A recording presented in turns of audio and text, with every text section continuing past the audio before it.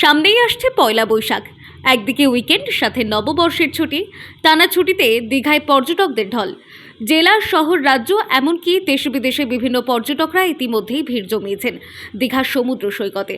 হোটেলগুলোতে প্রচুর মানুষের সমাগম। একদিকে গরম থেকে মুক্তি পাওয়ার জন্য সমুদ্র সৈকতে বাড়ছে ভিড়, অন্যদিকে টানা ছুটির জের। অন্য মেজাজে সমুদ্র সৈকত শহর দীঘা। আমার নাম কালাম লস্কর, কলকাতা। একদম টানা ছুটি। আজপুর যাব, শঙ্করপুর, ঢেউসাগর আছে, উদয়পুর, আমরা তালসারি, মন্দারমণি আছে।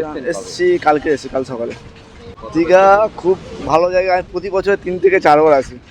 এই আগের বছর থেকে বছর 6 বার হয়ে গিয়েছে। আগের মাসে এসেছিলাম, আর কালকে এসছি। কালকে স্নান করিনি, আজকে স্নান করবো, ইচ্ছা আছে। আমি নিউ দীঘাতে গিয়ে স্নান করবো। দীঘায় টানা ছুটিতে পর্যটকদের উপচে পড়া ভিড় দেখা যায়। বিশেষ করে ছুটির দিনগুলোতে এই ভিড় সাধারণত শীতকালে এবং অন্যান্য লম্বা ছুটির সময় আরও বেশি হয়। দীঘার পুরাতন সৈকত তার শান্ত পরিবেশের জন্য পরিচিত, যেখানে নতুন দীঘার সৈকত আরও বেশি জনাকীর্ণ। এই সময়কালে সমুদ্র স্নান, সার্ফিং, নৌকা সহ বিভিন্ন জলক্রীড়ার সুযোগ থাকে এবং প্রচুর রেস্তোরাঁ ও ক্যাফে পর্যটকদের জন্য উপলব্ধ থাকে। দীঘার অন্যতম প্রধান আকর্ষণ হলো সুন্দর সমুদ্র সৈকত। এখানকার সৈকতে অগভীর বালি পার আর ঢেউ রয়েছে, যা পর্যটকদের জন্য উপযুক্ত। এই সৈকতগুলি বিশেষত শীতকালে মনোরম পরিবেশে পর্যটকদের আকৃষ্ট করে। দীঘায় বিভিন্ন ধরনের হোটেল ও থাকার জায়গার অভাব নেই।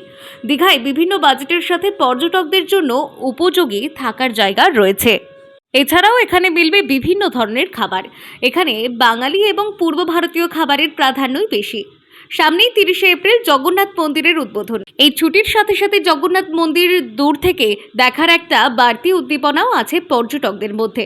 এক কথায় বাঙালির দীপুদার দীঘায় পর্যটক জমজমাট। পূর্ব মেদিনীপুর থেকে রাজীব নন্দীর রিপোর্ট, টাইমলেস ডেপিকশন নিউজ।